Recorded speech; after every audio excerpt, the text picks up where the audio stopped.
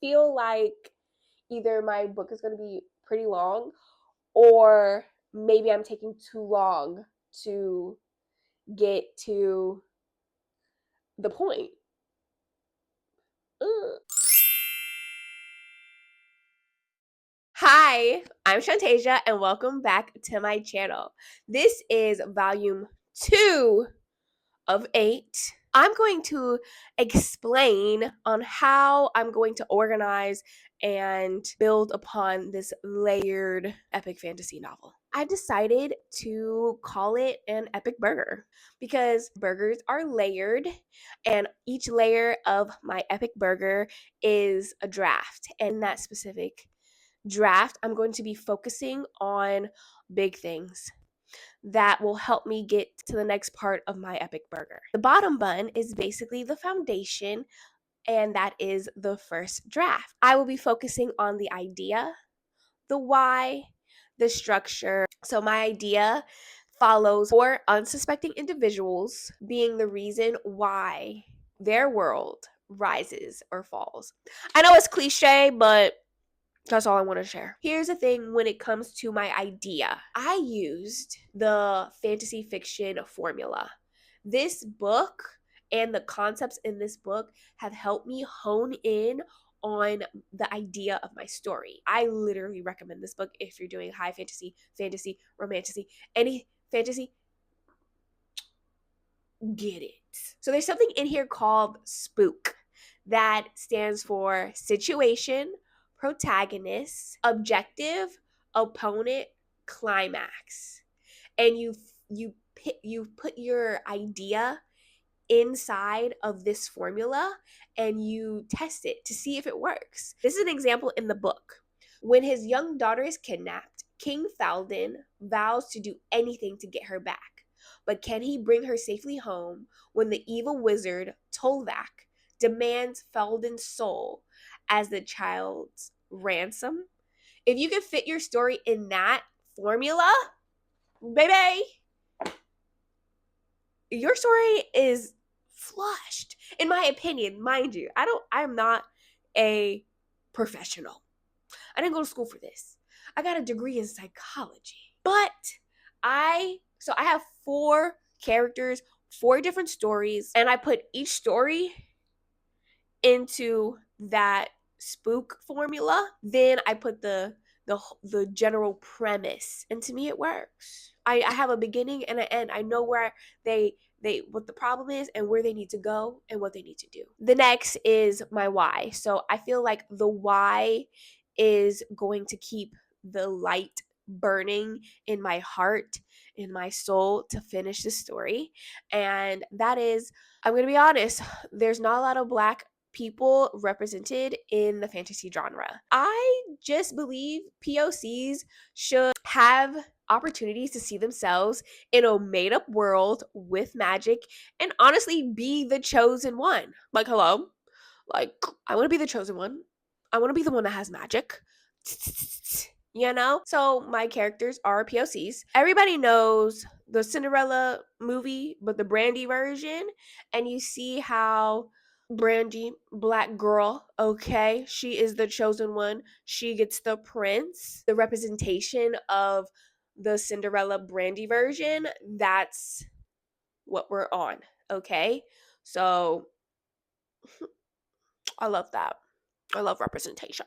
Next is choosing my plot structure. So in my novel, I've already chosen it. It's the 9-point story structure. I didn't make that up. There is this YouTuber named Jed Hearn. I'm going to tag his video that I watched. So his story structure is this 9-point structure is like the start, the middle, and the end. It's very detailed, but also so helpful to plug my adventure fantasy novel into. In this layer, I'm focusing on like the external conflict and the internal conflict. We need all that. We need to see the characters grow from the beginning to end. And in this first draft, I'm going to be creating the backstory as I go. So I did create a small 2-page document of my backstory from the beginning. But since now I'm 19 chapters in, The backstory changed a little bit. That is the bottom bun. It's a heavy hitter draft. Next, the next layer of our epic burger is the burger and the cheese. You know, medium well in my opinion, okay? This will be considered my second draft. So the meat, the important stuff. I'm going to be focusing on detailing the magic system. I have the magic system already, it's already there, but I think it's a little cliche. So in the second draft, I'm going to fine tooth comb it, make it stronger, make it better. I'm solidifying the environment and the history because I'm pretty sure at this point I'll have more of an in-depth idea of what the backstory is of my world. And something so much fun. We all love world building and we all love a nice map making session. So in the second draft, I'm going to have some fun. I'm going to start making my map.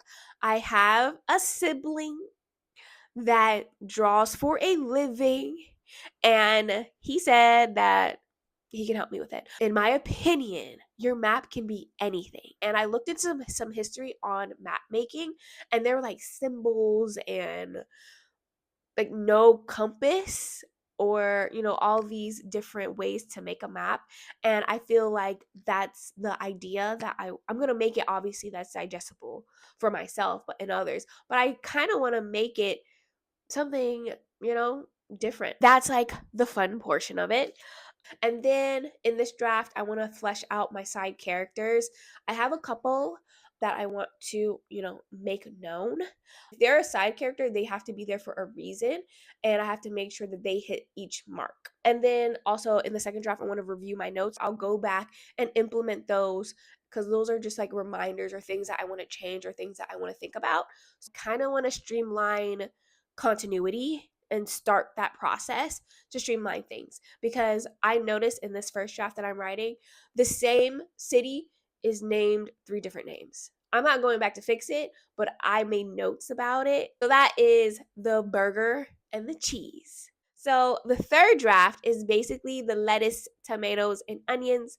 Personally, I'm an extra onion girly. This draft is just tightening everything up and focusing on plot twist, red herrings, and making sure that they're in the story properly. Also, in the third draft, I want to level up my prose, level up my writing by using different literary devices. I feel like that will help with making me a better writer and challenging myself. Like an idea that I have, I don't know if this is the right thing. I'm wondering if anyone has used literary devices for character, voice. And in this third draft, I want to solidify duology portion of it. So making it, end properly, but also making people want to know more. So that's like the third draft. Then the top bun. Some people like sesame seed. Some people like the brioche bun, soft, buttery bun. Me personally, I'm a sweet Hawaiian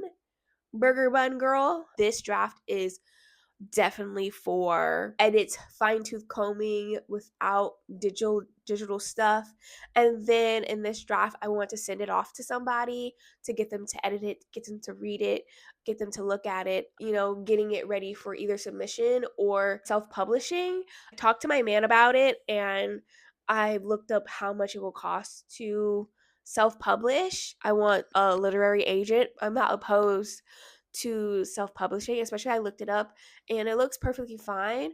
It's just connecting with people, connecting with others. That's something I would like to decide as time comes. That's the end of my epic burger. I hope you like it. This is something I just came up with today. I was writing a little bit this morning and it felt like I didn't know what I was doing. And I'm like, hold on a second. Like, I know what I'm doing, but sometimes there's just so much information. Let's just make it easy for my brain. If you like the epic burger, let me know.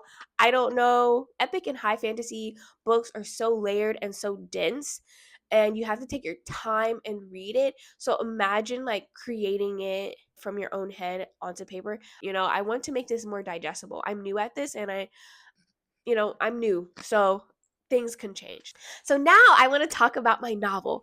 I didn't know how much I want to share. Some people share a lot about their novel online. Some people don't share anything at all. I'm going to be in the middle. I'm going to present my mood board. Isn't she beautiful? She's beautiful. My man said that it's intense. I like intense. She's beautiful. I just love her so much. This is project.4. So I'm going to tell you everything that I'm comfortable with saying online about project.4. Obviously, you know it's about 4. I'm going to say it again, 4 unsuspecting individuals being the reason why their world either rises or falls. This is a high fantasy, new adult fantasy. High stakes, found family, lots of action, character driven and adventure driven. Something about the new adult, genre, like there's YA and then there's like adult.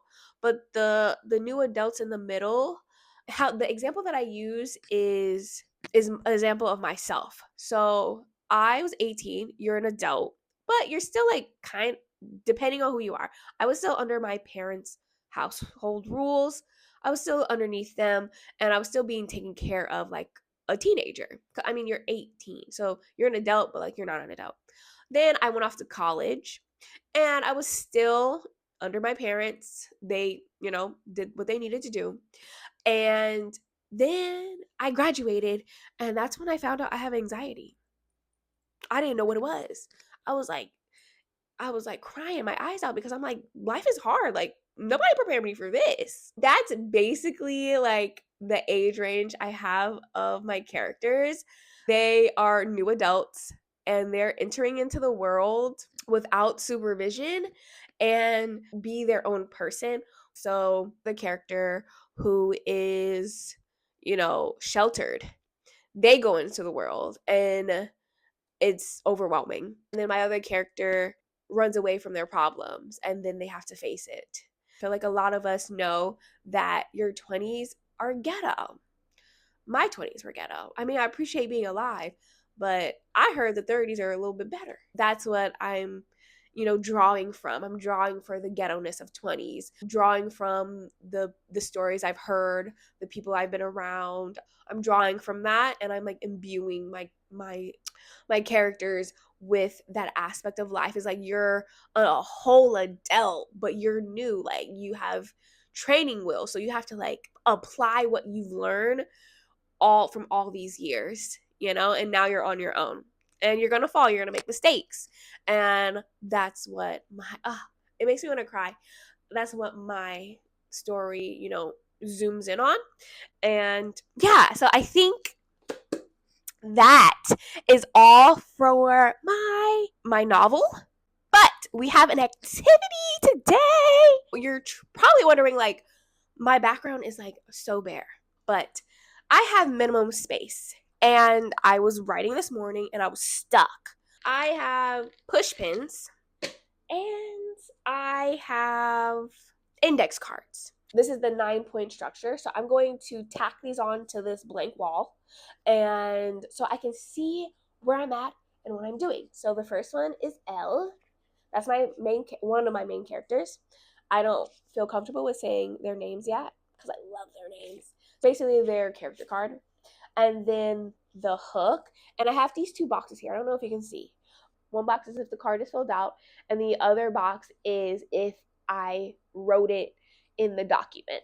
Both of them are checked off. So it's the hook, then the inciting incident, then enters new realm, the antagonist threatens, midpoint revelation, amplified pressure, the darkest low, and then climax. So I didn't write the climax because I don't know what I want the climax to be. I have an idea, but I didn't want to put it in the card.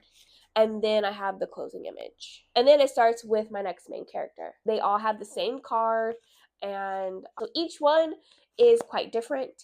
And how I'm thinking about doing it is here to here.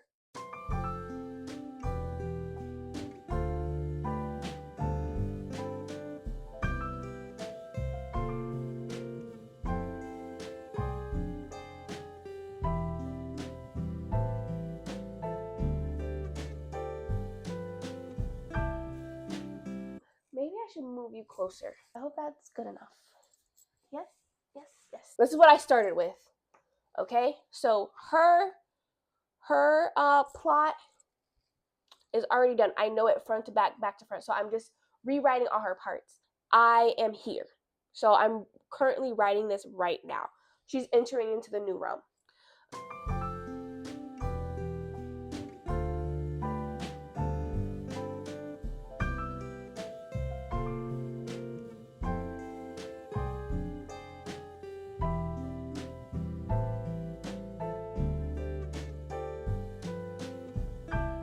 I'm thinking that I have to move all these things.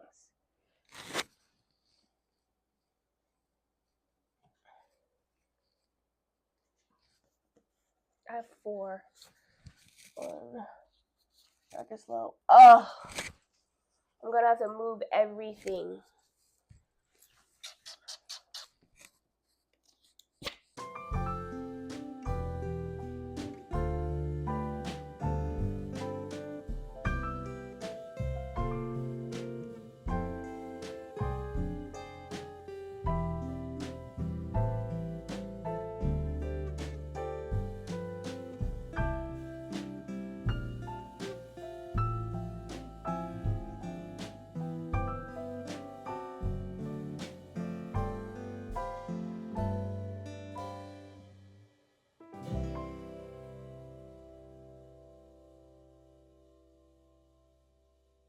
With this character, their climax is written on the card already, but I haven't gotten there yet. But their climax is written. Their climax isn't. I don't want to say too much, baby. My fingers are going to be bruised because I thought this was going to be easy. Okay, so this is the final 9-point structure. So this is part of the, the bottom burger of the epic sandwich. Each one has like the definition of what the main idea of this section of the novel is. The green is my character that I fleshed out from the jump, and all her cards except the climax and the closing image are filled in. I have to fill that in when I get there because I'm going to pants that. I got to see where the situations and the character takes me. I'm entering into a new realm in my draft. And then my second character, everything is written on the first one is checked off on all of them to climax. I know what their climax is going to be. Where I'm at in their story is I'm still on the hook. So I kind of feel like my novel is going to be pretty long because I'm still on the hook and I'm 19 chapters in. My next character in blue, everything is filled out up until amplified pressure, but where I'm at in their story is still the hook. That's crazy. Oh my gosh, I'm not even almost done with my story. I'm not even done with my story yet. Now looking at it from like, I'm not even done. I felt like I was done. I felt like I was halfway through. Oh, I need to get to game. The yellow, I have the hook. It's already written, but the inciting incident, I'm writing that now. So I'm there. I'm about to start writing this one because it's coming up. See, that's why you need editors or beta readers, because I feel like either my book is going to be pretty long or maybe I'm taking too long to get to the point. But the way, like, things are happening though. So I am thinking out loud because I'm really seeing it for what it's worth. Yeah, my progress is not that far. I thought I was 46,000 words in. I thought I was halfway through. See, I needed this and my tracker. Man, I really thought I was solving the math. I love this for me. Realization, fire pumping, and everything. I need to start writing. What am I playing for? What am I playing for? Because I feel like I'm playing. My goodness. Okay, so from what you see behind me, and what we realize is that we're not far in our novel at all. We're not. We know what's happening though. Like, I know what's happening. The cards are filled out. We know what's happening, what's going to happen. But actually putting them into words, we're not there yet. My goal for the next video is I need to get to the inciting incidents of my other three main characters. But the thing is that I'm making excuses, but there's like a domino effect when it comes to the characters. Let's say a climax happens for one character and that triggers the amplified pressure of another character. What triggers here, triggers here, triggers here, triggers here. I'm trying to find a reason because I feel like I've covered so much ground, but from like the actual looks of it, it doesn't look like I did. We got a lot to do. Thank you all for watching this and seeing my sorrows. If you like this video, please like, comment, and subscribe. If you get to the end of this video, please comment down the plot structure you're using and where you're at in your novel. Because have you guys gotten a realization that you got some work to do? I did, but I'm glad that I did this. And I will tag down below the person that came up with this structure because he is really good at explaining things. Anyways, enjoy your day. Bye.